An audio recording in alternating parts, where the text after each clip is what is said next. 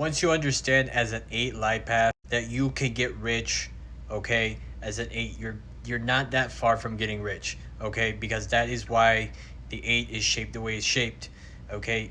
You either are very poor or very rich, no in between, okay. And just from my experience as somebody who's born on the 8th day, I can tell you that is the truth. 8s can either be very poor or very rich, and that is because it has to do with Saturn, okay. Saturn has to do with materialism, okay, and Saturn can give you or it can take from you.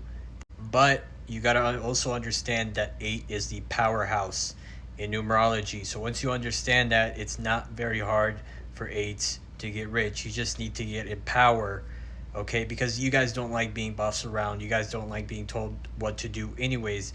It's not going to be easy for you guys to get in a position to where you're being told what to do. You like to do what you're told to do. So you have to get into power in some way. And I'm not saying like being a world leader, but I'm just saying it could be anything. It doesn't really matter. It could be just in business in general. You can dominate your field. You can have the most power in that certain field, because that is what 8s do.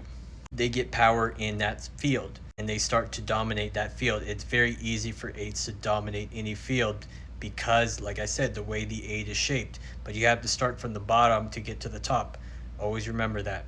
But it's not hard for 8s to get to the top. So once you understand that 8 is the powerhouse, and once you understand that 8 is karmic, whatever you put out comes back.